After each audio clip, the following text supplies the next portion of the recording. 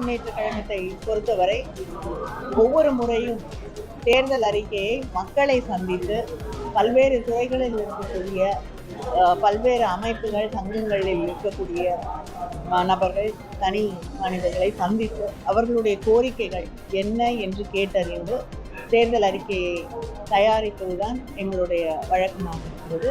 இந்த முறை தேர்தல் அறிக்கை வரக்கூடிய நாடாளுமன்றத்திற்கான தேர்தல் அறிக்கையை தயாரிப்பதற்காக திராவிட முன்னேற்ற கழகத்தின் சார்பிலே தலைவர் தளபதி அவர்கள் ஒரு குழுவை நியமித்திருக்கிறார்கள்.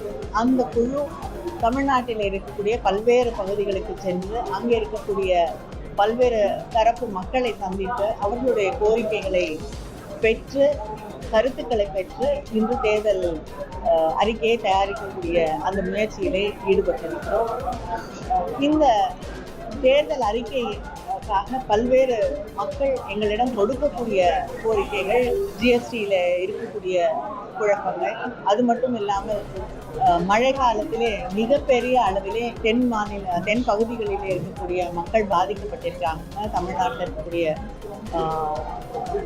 தூத்துக்குடி, திருநெல்வேலி, அது மட்டும் கன்னியாகுமரி போன்ற மிக அதிகமாக வெள்ள பாதிப்புகளில் கஷ்டப்பட்டு கொண்டிருக்கக்கூடிய வியாபாரிகளாக இருக்கட்டும், மக்களாக இருக்கட்டும், விவசாயிகளுக்கு இதுவரை மத்திய அரசாங்கம் எந்த விதத்திலுமே நிதி உதவியோ எந்த உதவியும் அவர்கள் செய்ய முன்வரவில்லை.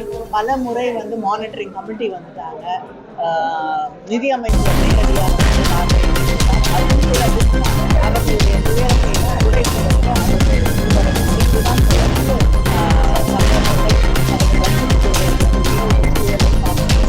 அதையும் எடுத்து வைக்கிறார்கள். இதுவரை ஒன்றிய அரசாங்கம் நாடு கேட்காத பல்வேறு கோரிக்கைகள், பல்வேறு பிரச்சனைகளை அவர்கள் தீர்க்க வேண்டும் என்று கோரிக்கை வைக்கிறார்கள். ஒவ்வொரு பட்ஜெட்டையும் வட மாநிலங்களுக்கு ஒதுக்கப்படும் நிதி, ரயில்வே பட்ஜெட்டில் ஒதுக்கப்படும் நிதிக்கும் தென் மாநிலங்களுக்கு ஒதுக்கப்படக்கூடிய நிதிக்கும் இருக்கக்கூடிய அந்த இடைவெளி, அவங்களுக்கு எவ்வளோ அதிகமாக ஒதுக்குகிறார்கள், ஒவ்வொரு முறையும் நமக்கு குறைத்து கொண்டு வரக்கூடிய அந்த சூழலிலே ரயில்வேக்கான நிறைய கோரிக்கைகள் வருகிறது. இதையெல்லாம் நிச்சயமாக எங்களுடைய முதலமைச்சர் அவர்களிடம் அளித்து அந்த தேர்தல் அறிக்கை தயாரிக்கப்படும். மக்கள் நம்பிக்கையோடு இருக்கிறார்கள். மத்தியிலே இருக்கக்கூடிய பிஜேபி ஆட்சி ஒன்றிய அரசாங்கத்திலே மாற்றப்படும். ஒரு மாநிலங்களை மதிக்கக்கூடிய, மாநில உரிமைகளை மதிக்கக்கூடிய, சாதாரண சாமானிய விவசாயிகளாக இருக்கட்டும், மீனவர்களாக இருக்கட்டும், தொழிலாளர்களாக இருக்கட்டும், அவங்களுடைய உரிமைகளை பாதுகாக்கக்கூடிய ஒரு அரசு உருவாகும். அப்பொழுது இந்த கோரிக்கைகளை எல்லாம் நிறைவேற்றி தருவோம் என்ற நம்பிக்கையோடு அவர்கள் இந்த தேர்தல் அறிக்கை குழுவை அணுகிறார்கள்.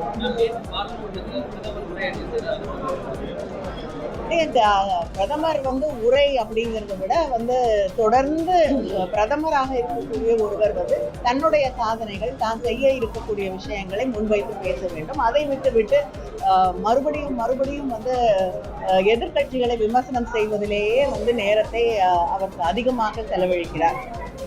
கிட்டத்தட்ட 10 ஆண்டுகளாக நீங்க ஆட்சியில் இருக்கீங்க, நீங்க என்ன செய்ய வேண்டும், செய்து கொண்டிருக்கிறீர்கள் என்பதை பற்றி பேசுவதை விட்டுவிட்டு 60 ஆண்டுகளுக்கு முன்னால் நடந்த விஷயங்கள் அதையும் மாற்றி உண்மைக்கு புறம்பாக தொடர்ந்து பல்வேறு விஷயங்களை பிஜேபி வழமையாக வைத்துக் கொண்டிருக்கிறது. அதைத்தான் பிரதமர் அவர்களும் செய்திருக்கிறார். சண்டிகர் மேயர் தேர்தல் நடந்த அந்த பிரிவு பற்றி என்ன நினைக்கிறீங்க?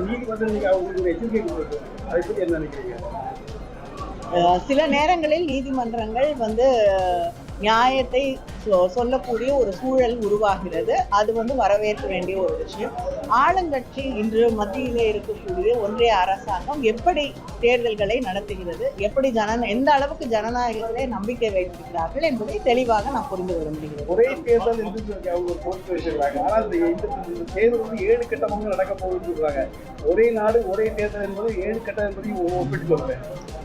இல்லைங்க, ஒரே கட்டமாக ஒரு தேர்தலை நடத்த முடியாது அப்படிங்கிறது தான் நிதர்சனம் உண்மை.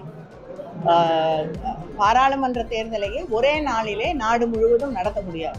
அதையே பல்வேறு கட்டங்களாக நடத்த வேண்டிய ஒரு நிலையில இருக்கும் பொழுது மாநில அரசுகளை எல்லாம் கலைத்து விட்டு ஒரே நாடு ஒரே தேர்தல், ஒரே நாடு ஒரே மொழி, ஒரே நாடு ஒரே மதம், ரேஷன் கார்டு எல்லாமே ஒன்றாக மாற்றுவது என்பது மாநிலத்தின் அடையாளங்களை அழிப்பதற்குத்தான் பயன்படுமே தவிர இந்த நாட்டின் ஒற்றுமைக்கு நிச்சயமாக பயன்படும். மக்களுடைய ஆசையை தூண்டக்கூடிய விதமாக தான் தேர்தல் அறிக்கையை உருவாக்குறாங்க அப்படின்னு ஒரு திரைப்படத்தை மேற்கோள் காட்டி அண்ணாமலை இல்லைங்க, அது எந்த திரைப்படம்லாம் எனக்கு தெரியாது.